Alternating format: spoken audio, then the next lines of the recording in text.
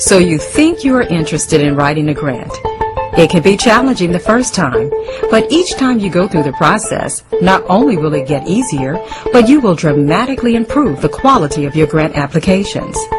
A grant is an award that is given to an organization in the form of goods, services, or cash. Usually when people are seeking grants, they're trying to obtain financial support to implement their services within the community. You can receive a grant by writing a proposal. The proposal may be an application form similar to filling out a job application that includes an essay, or you may be asked to write out your needs in the form of a narrative. Most often, the format for submitting a grant will include needs statement, organizational history, program summary, mission, goals and objectives, strategies or activities, a budget, and a budget narrative. Each one of these will be explained in greater detail shortly. When a granting agency notifies the public that grant funds are available for a particular project, they release what is called an RFP, Request for Proposals, also known as RFA, Request for Applications. So if your project is a match for RFP, you probably want to write a proposal to that grant source to try and obtain that grant. The common term for this process is called grant writing. When you look at the bigger picture, grant writing can seem overwhelming, especially if you are a beginner. However, the process is much easier to handle when you look at each component in the grant writing process as separate pieces of a larger puzzle.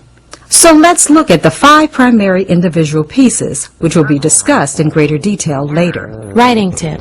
Create a grant writing team and divide the proposal into sections. Then take the proposal and follow these steps. First, find the grant announcement, or you research an organization and find that you may be a candidate for a grant award. Next, you request an RFP or RFA. This may be as easy as clicking on a link on a website that directs you to the formal RFP. From the RFP, you can find out exactly what the granting agency is looking for in a potential awardee. If the RFP looks like a perfect match for your project, you respond to the RFP by either filling out their application or answering the questions in the format they provide to you. It is very important to follow their directions precisely, or all of your hard work might end up in the trash without a review. After you respond to the RFP, you simply wait until they review your grant application.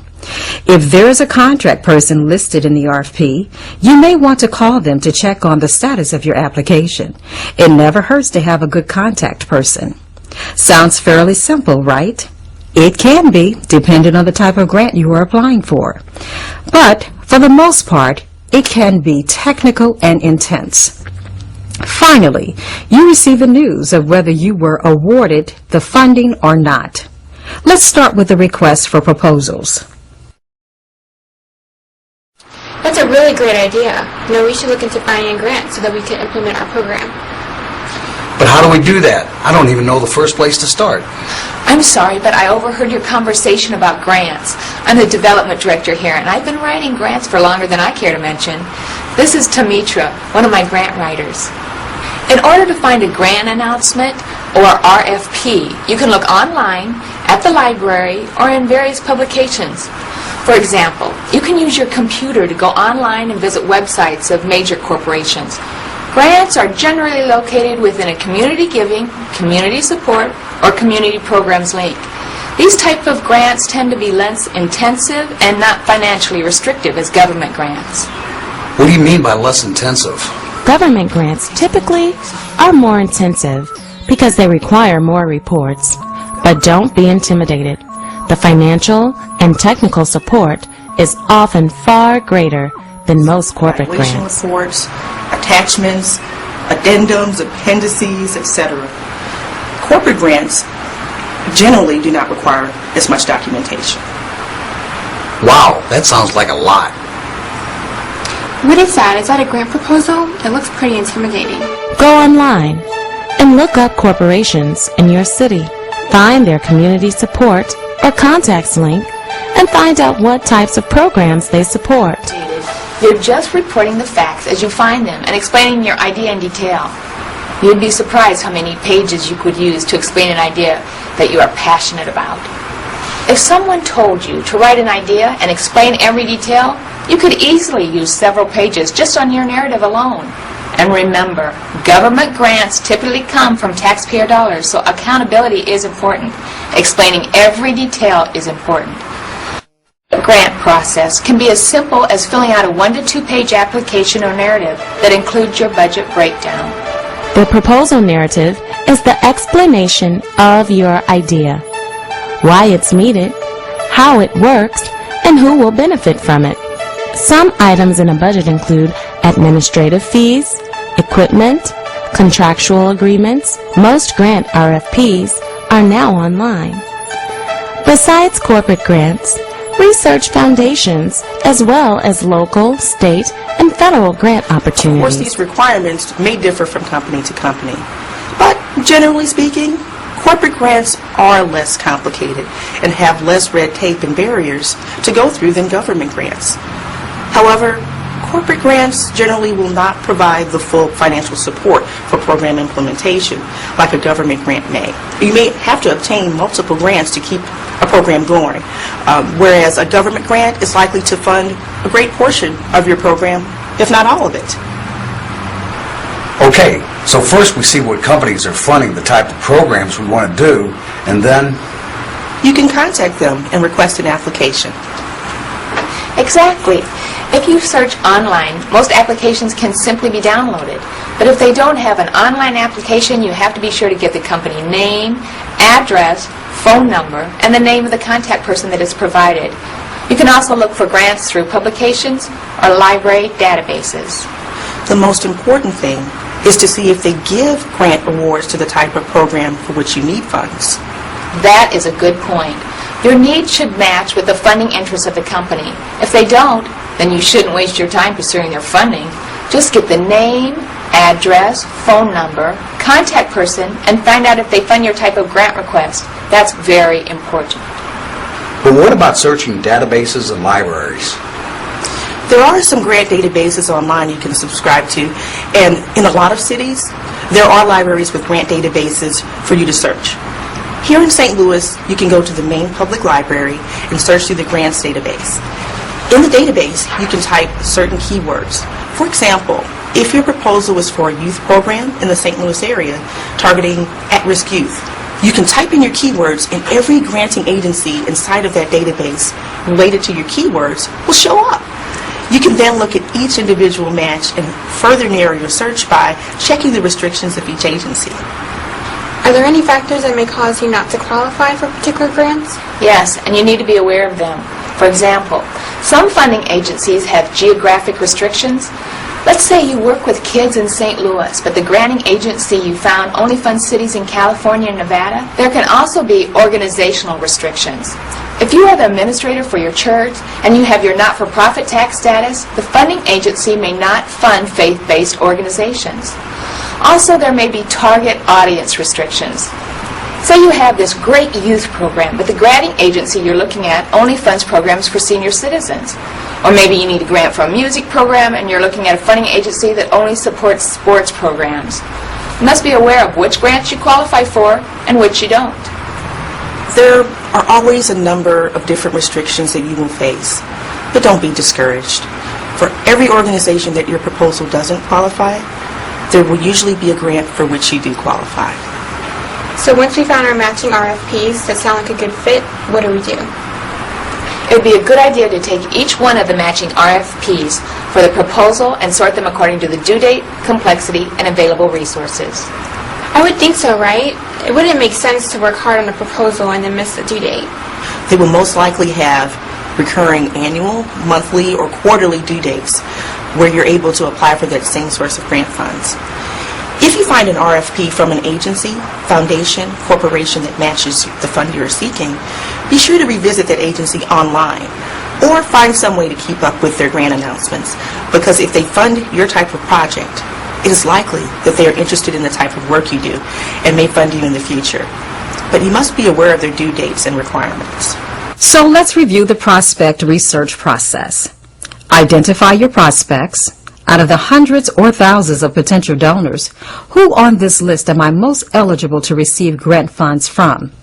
Rate your prospects. You're going to get several hits that are potential matches for your proposal. Who is most likely to give you an award? Do you have the available resources to effectively apply for the grant considering the given due date? Are there restrictions worth pursuing the grant? Is the amount of money they are giving for the grant worth the resources and time you will be spending to get a grant from them? All of these questions should be considered when rating your prospective chances.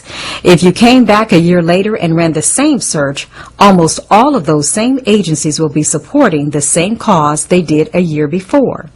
It would be beneficial to you when you are doing your searches to profile every potential match so that you can learn their pattern of giving, their due dates, who they tend to give to, why they give, contact names, and so forth.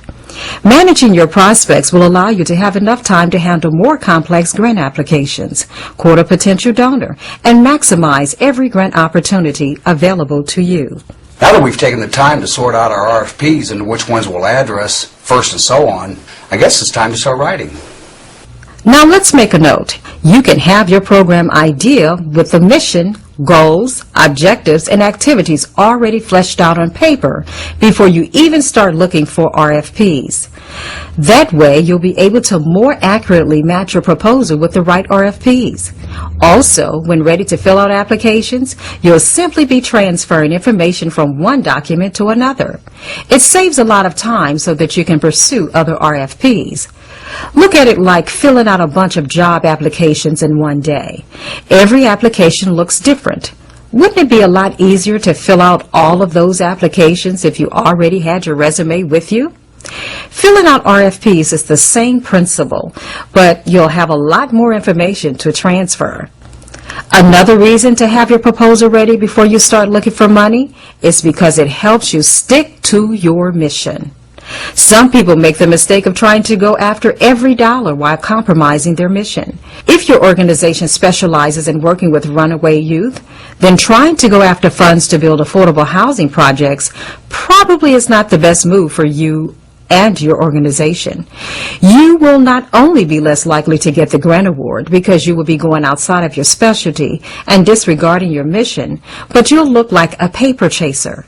Funding agencies look at your organization capacity and experience, and if it doesn't match what you are asking for, then your proposal goes right in the trash anyway. It's not only a waste of time and resources, but it also pulls you away from RFPs that fit perfectly with your program. Finally, it is important to note that you need to keep it simple. Be very concise, make your point, and move on. Being long-winded and using big words in a proposal doesn't help you at all. However, do use the terminology that they use in their RFP to communicate with the reader in your proposal.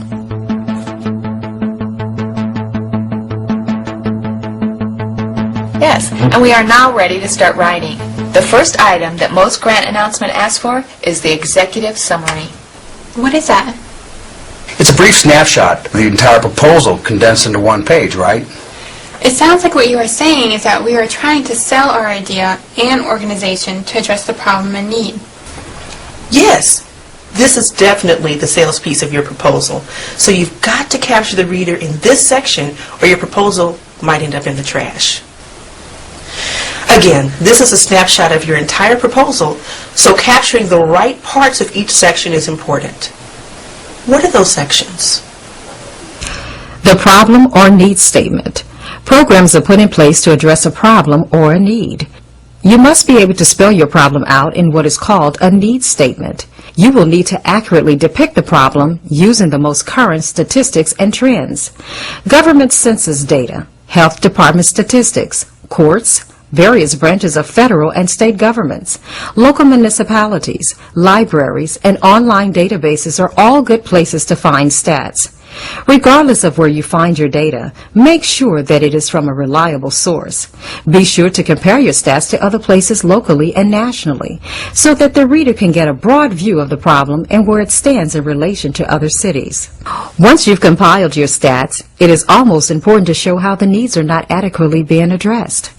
For example, if you notice that the teenagers in your community are excessively delinquent during after-school hours, and you theorize that the behavior is due to the lack of after-school activities and structured programs in the community, you now have the framework needed to begin researching this problem and a possible solution.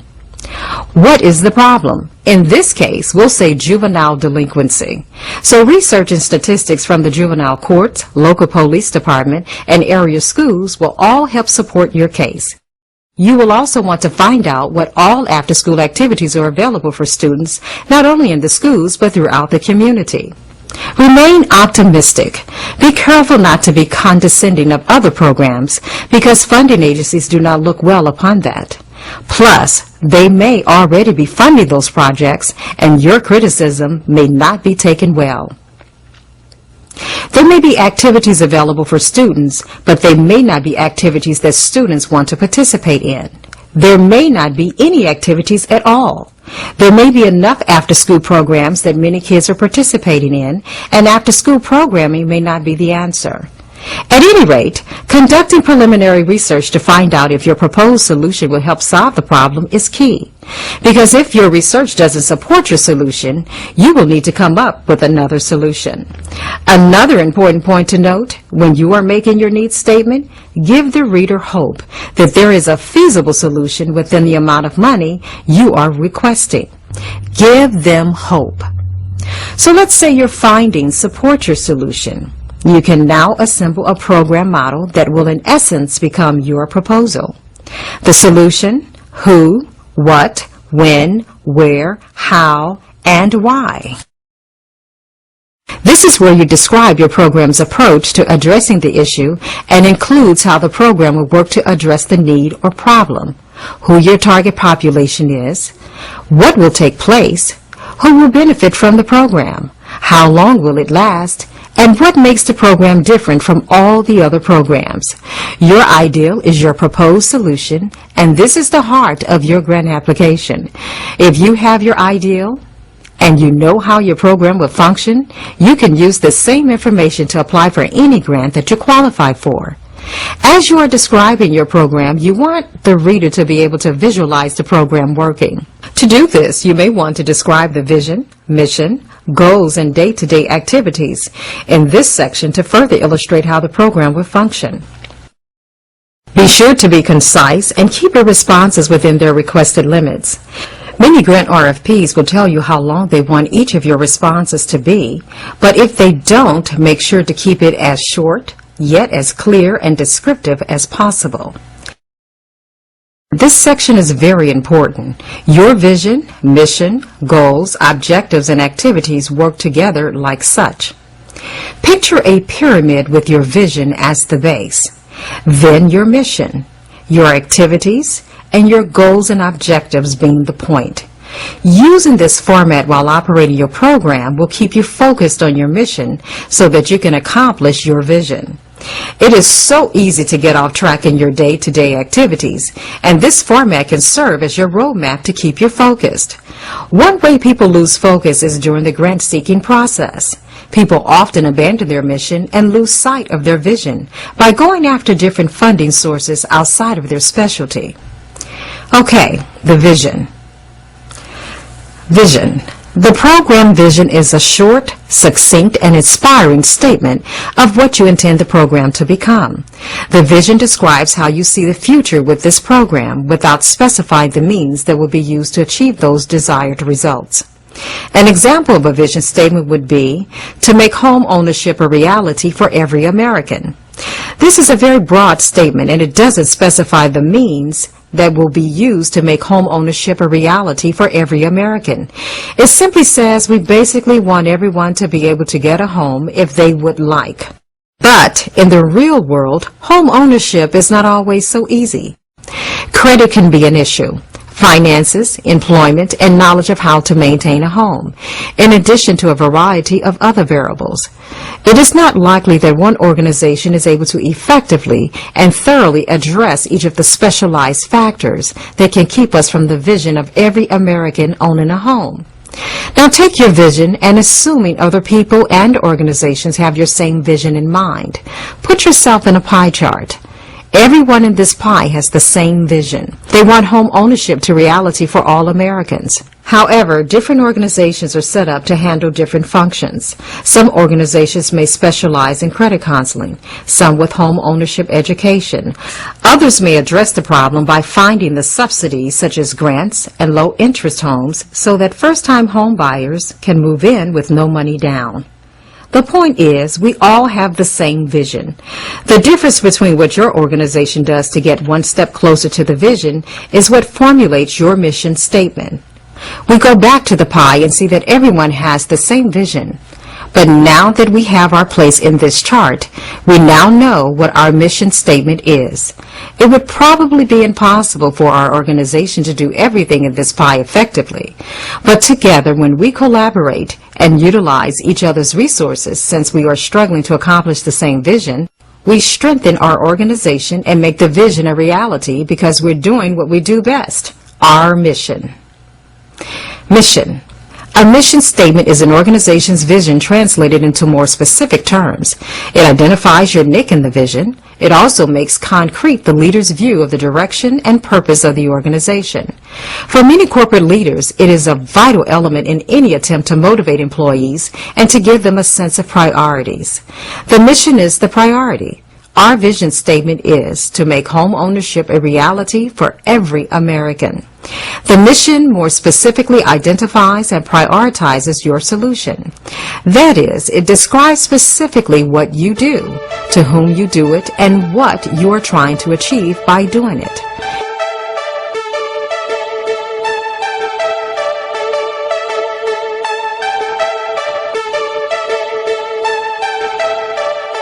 If our vision is to make home ownership a reality for every American, our mission for this particular program may be to target young adults and first-time home buyers to gain knowledge about home loan programs.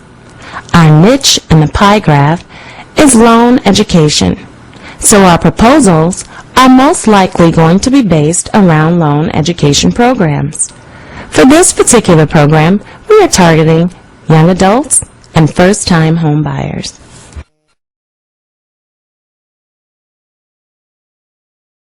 After formulating your vision and your mission, you will need to come up with your goals and objectives. Goals and objectives provide even more direction in your proposal so that the reader can see how you will achieve your mission and vision. As you make your way to the point of the pyramid, you will see that each level gets more specific and provides more direction to your plan. Remember, your proposal is your plan to achieve your mission and vision. It is your solution to the problem or need. You have already formulated your needs and mission statement. Now it is time to describe in greater detail your plan by describing the goals and objectives. Goals describe the future expected outcomes of your plan. They also provide direction for your program, and they focus on the ends rather than the means. Objectives explain your goals in measurable details, while the strategies or activities describe the means in which you will achieve your outcomes. Remember that your goals are tied directly to the mission of your program. Your goals should work to accomplish the mission. If you create a goal that does not work to meet your mission, then you most likely will need to reevaluate your goal and determine whether it should be part of your proposal. Some plans, meet only one goal to accomplish the mission, one objective to meet the goal, and just one strategy or activity to meet an objective. Other more complex proposals may need multiple goals to meet a mission, multiple objectives to accomplish a goal, and multiple activities or strategies per objective. But you will only have one mission. How your proposal will look is completely unique to how your program will operate. A goal cannot stand alone. Merely saying that you will increase productivity is not sufficient enough to complete your plan. The reader will want to know how you will increase your productivity. Therefore, goals should be attainable through a series of objectives and strategies or activities. In this organizational mission statement, XYZ Inc. is dedicated to improving the quality of life for young men in the St. Louis metro area. It states the desired outcome, improved quality of life for young men in the St. Louis metro area. However, it does not specify the means. This statement simply establishes the framework for your objectives and activities. When developing programs, you can also create programmatic goals that align with your mission. Remember, you have one mission, but you can have different programs that satisfy different organizational goals. Or there may be one program with several goals that work to satisfy your mission. In this programmatic goal statement, it says that the goal is to increase the number of males attending their health clinic. Again, it is a broad statement that states the desired outcome without saying how they will increase numbers at the clinic. When creating your goal statement, be sure that it has the following characteristics. 1. Describes the future expected outcome. 2. Provides direction to the program. 3. Focus on the ends, not the means. 4. Directly tied to the mission. 5. Obtained through objectives and strategies. After you have created your mission and your goals, it will be time to begin to tell the reader how you will accomplish your goals. You can do this by creating objectives. Objectives provide a measurable framework with indicators to let you know if you are on the right track to meet your goals. In order to make objectives effective, they must be SMART. SMART is an acronym for specific, measurable, achievable, realistic, and have a time element. Your objectives must support your goal statement. Our goal is to increase the number of males attending our health clinic. Our objective is to increase the number of male clients at our reproductive health clinic by at least 20% before December 15th. The objective meets the SMART guidelines because it is specific, measurable, achievable, realistic, and has a time element.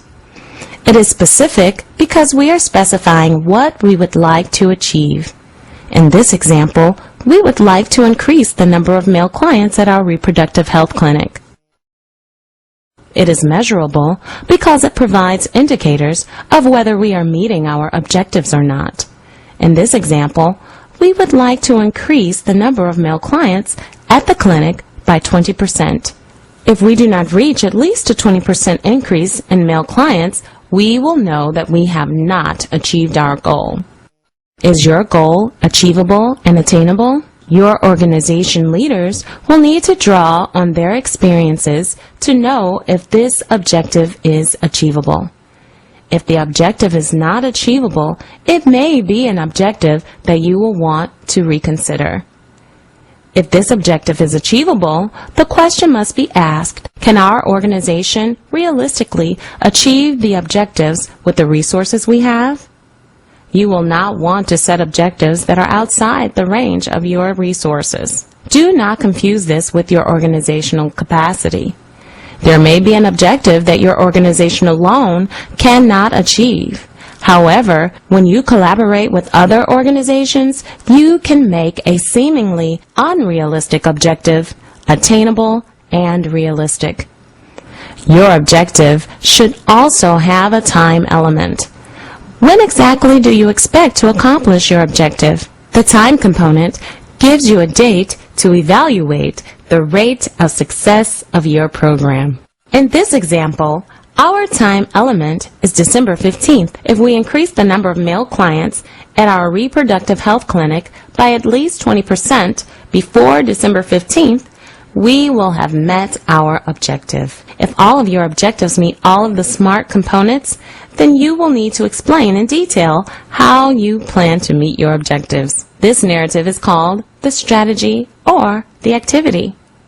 The activity explains the day-to-day details related to its corresponding objective. Using our current example, this might entail explaining a male-friendly campaign to promote the clinic to young men.